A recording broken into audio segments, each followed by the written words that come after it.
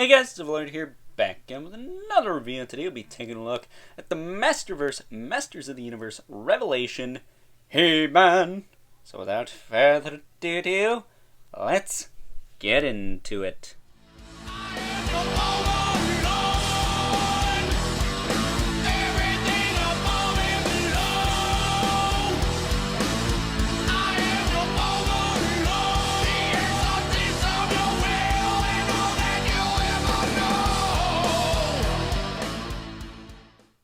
Alrighty guys, as I said before, today we're taking a look at He-Man, the most powerful man in the universe, as he is going to appear in the Masters of the Universe Revelation series, which premieres today on Netflix. So if you got Netflix, go check that out before some asshole on the internet ruins it. We've all been there, I'm sure.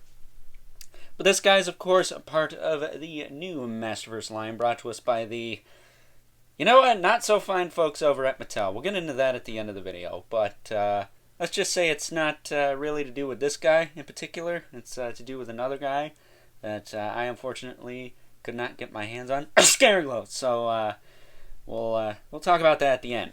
But getting him out of here, we got to talk about the amazing mailbox, lunchbox style packaging. I've done it in all my reviews of these basic figures. Excuse me. So this one is going to be no different. Masterverse logo at the top there. He-Man. Some artwork of He-Man on the side. And then some more artwork of He-Man on the back with a bio. Other figures in the wave. Really convenient, easy to open package. Yeah, I like the boxes on these. They're nice and solid. My Skeletor one was a bit dinged up, but this guy's was okay. But standing him up back there. Here we go.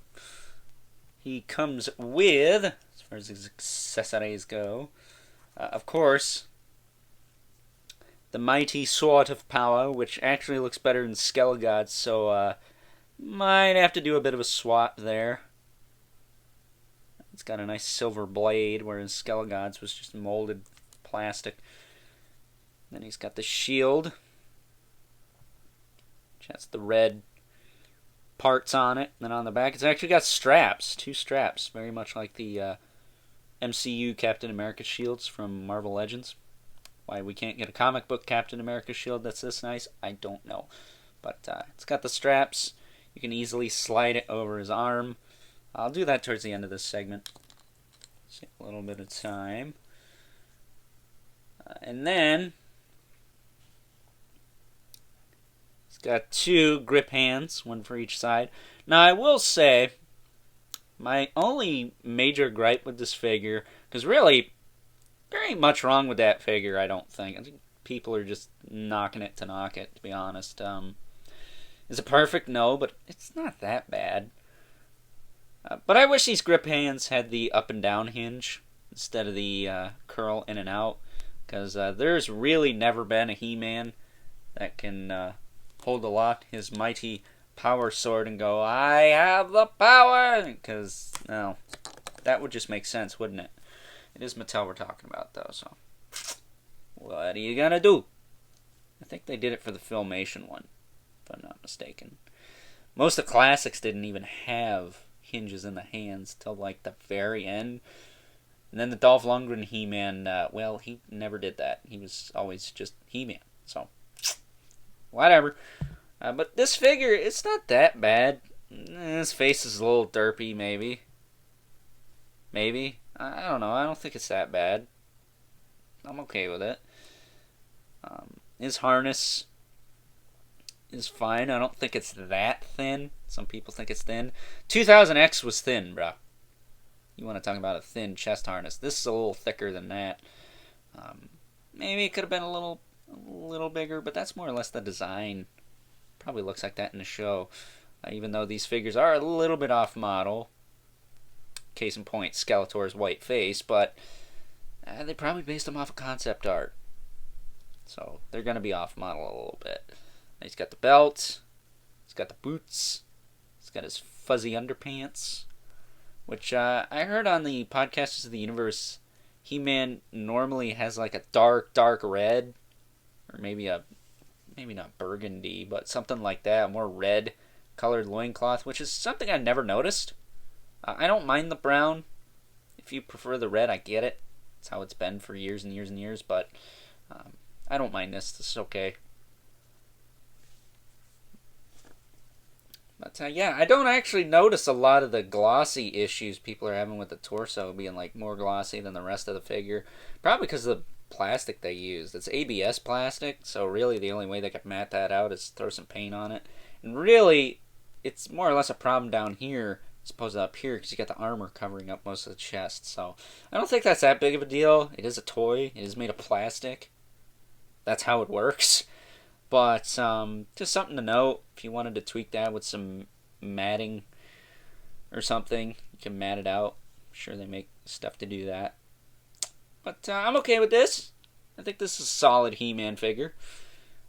But articulation on this guy, his head will rotate around, can look up and down a little bit.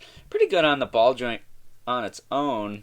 Then add the bottom joint. You can look down a little bit. You can look up a tiny bit. But yeah, you get a ton of play on that ball peg. And, snap his neck. Now he's dead. Oh no! Series hasn't even finished yet. Shoulders go out to the side, back down, forward, and back. Bicep swivel. Double joint at the elbow. This side's going to be a little bit hindered because he's got this big old honking gauntlet here, which, if you want, can actually take this piece off. So why don't we do that and show the rest of the articulation here. You can get pretty good range out of that. It's not bad. He's throwing off my white balance. Something awful. I apologize, but you get quite a bit of range. There. Out of that. So that's not too bad. Of course, he can slap himself in his own face. Or, if you use the other hand, he can he can punch himself in his own face. Does have one fist. I will say, I do wish he had another relaxed hand and another fist hand. I think the silhouetted images actually showed him coming with that stuff, but of course they're not here, so we can't talk about it. Torso joint crunches forward mostly, doesn't really crunch back, and then it does tilt side to side. It's basically as good as Skeletor's, maybe a little better. It doesn't have that slight wiggle at the time. Maybe it does a little bit, but again, double ball peg or ab crunch. I prefer that over this type of joint. But it's what we have at the moment. Maybe they'll fix it.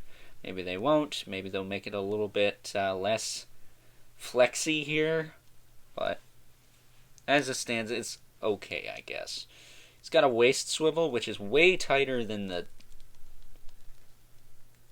diaphragm joint. Which is kind of insane to move.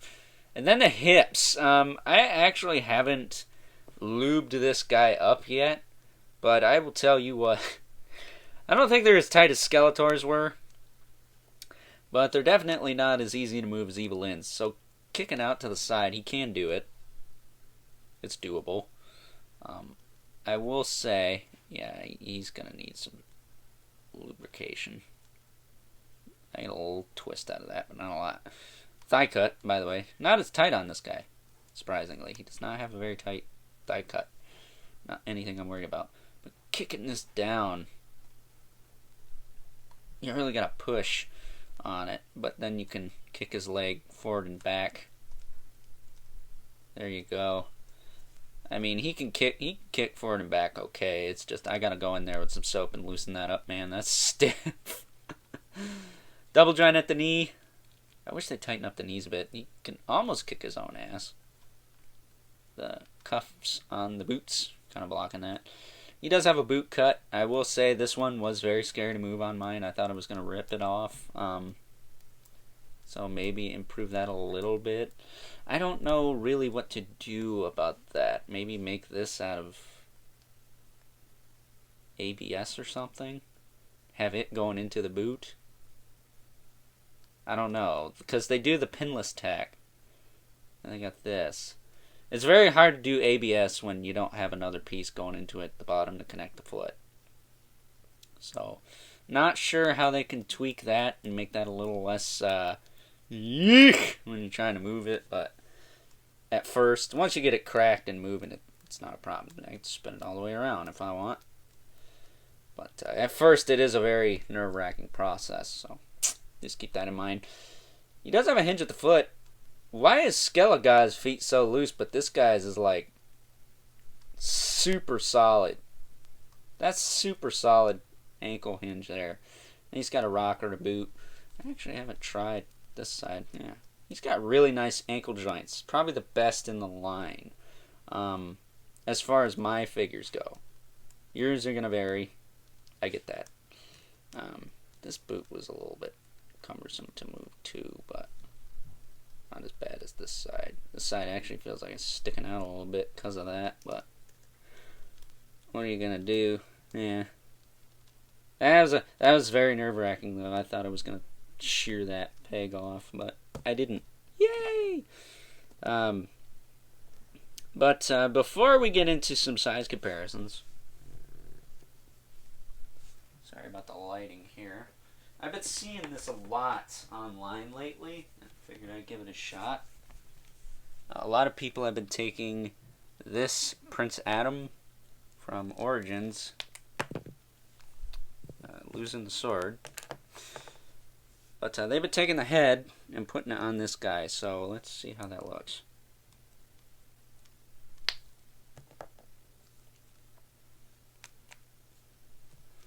And bon appetit. There. I mean, it looks okay, I guess. It's not bad. Definitely looks like He-Man. He does not have, you know, the kind of anime eyes, though, so it's a little off from the show. So I'm probably just gonna keep him as is. You can also, if you wanted to, put the head from this guy on the Prince Adam.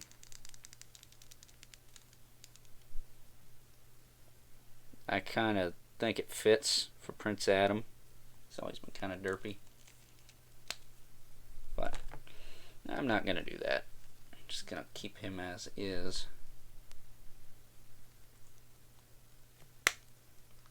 Pop that back in.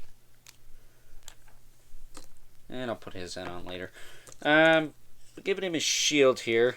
What you're going to do is slide it up the arm. The right way. There we go.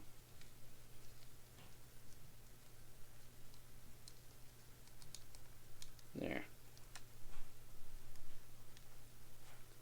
Swivel that in a bit.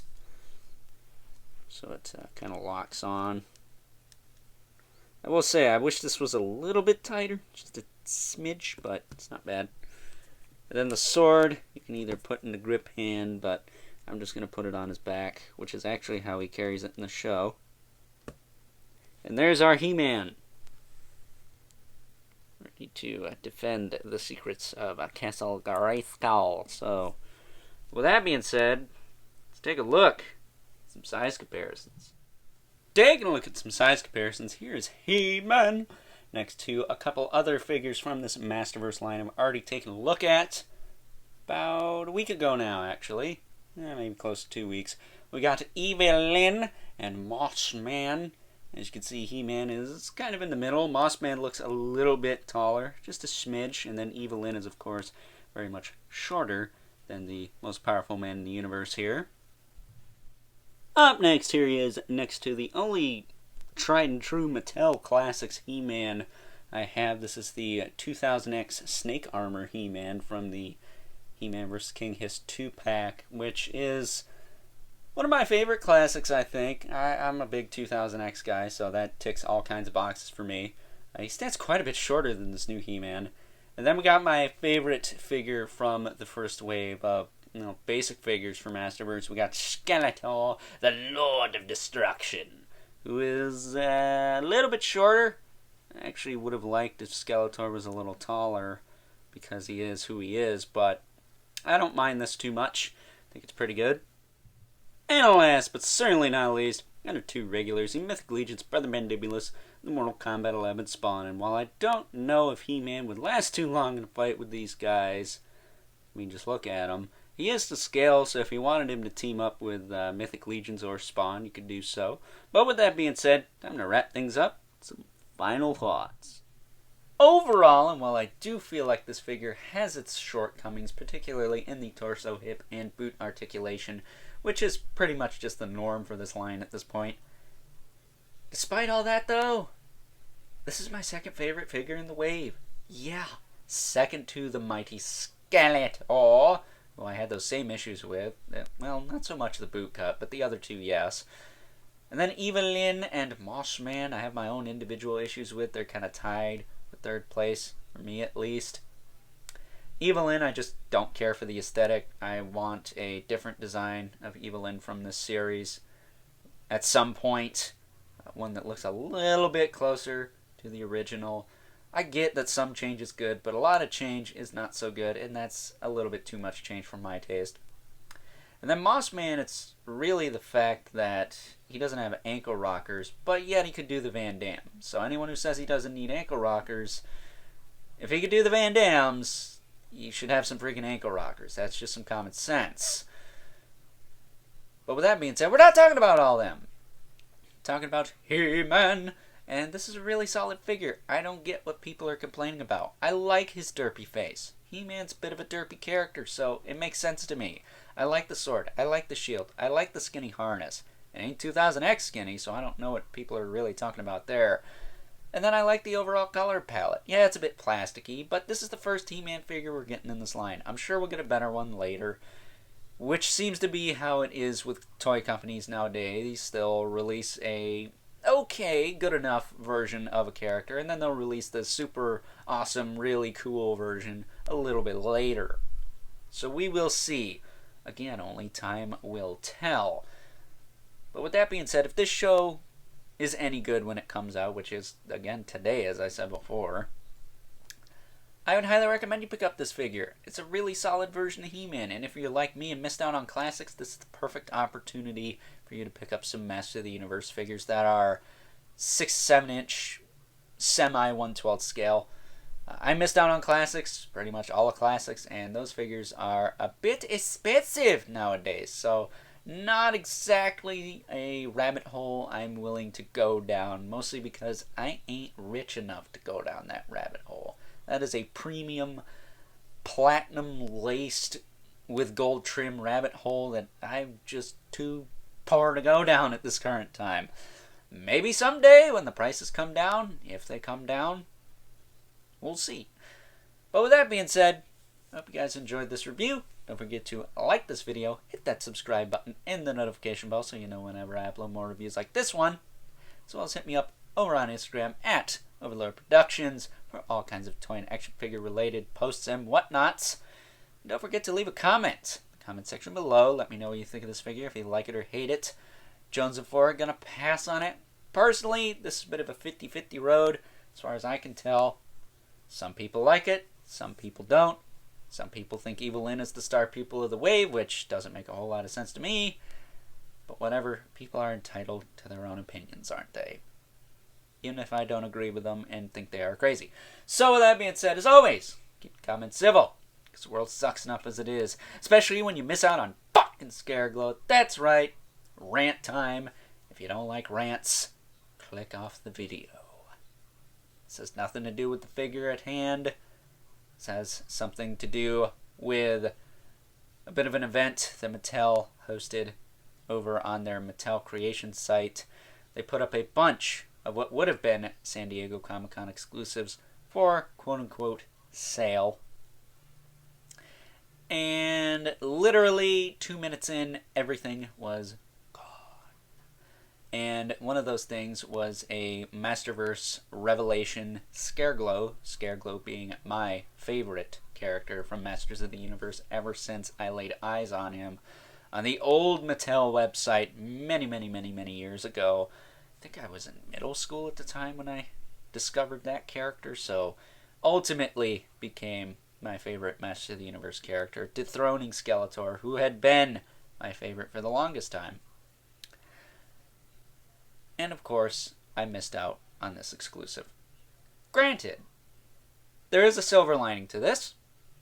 We are going to get a Scareglow in the main line for $20, either later this year or next year.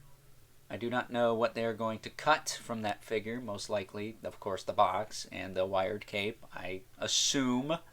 I don't know about the swords. I don't know about the kind of translucent green on the hands. I could see them maybe just going with a straight black with the bone paint scheme on top.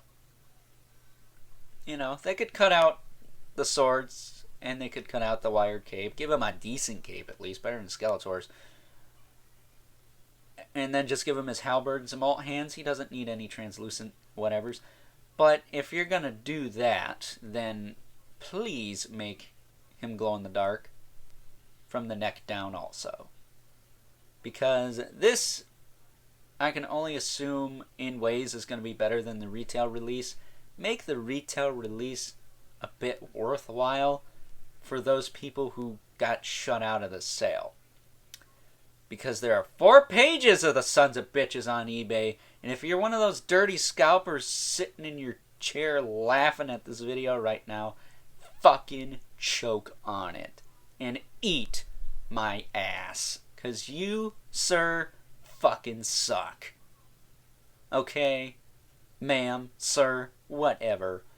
That's not cool. I can usually turn the other cheek when it comes to things like this. I do it almost all the time with Four Horsemen and Mythic Legions. They have in-stock sales on Friday. They're taking a bit of a break at the moment, FYI. But they do have in-stock sales every Friday. I get shut out of those all the time. Those are very limited quantities of product they actually have in stock. Now, here's my problem with Mattel. It's a pre-order. How can you sell out of a pre-order exactly? A pre-order means the product isn't made yet. And even Hasbro does this. They sell out of pre-orders too, but they usually offer up pre-orders before the stuff is made. Case in point, the Zemnu Build-A-Figure wave I've been taking a look at on the channel. That was put up for pre-order before it was physically made. What is this shit? You're meaning to tell me you sold out a product you don't even have in hand to sell out of? What kind of bullshit is that? That has never made any ounce of sense to me, and it never will. I don't care how hard you defend that concept of there's a lot of collectors now. There's a lot of this. There's a lot of that. Doesn't matter. It's a pre-order. That means it's not made yet, as far as I'm concerned. And if you sell out of a pre-order, you're being stingy and not meeting the demand. Again, they are making a Scareglow in the main line.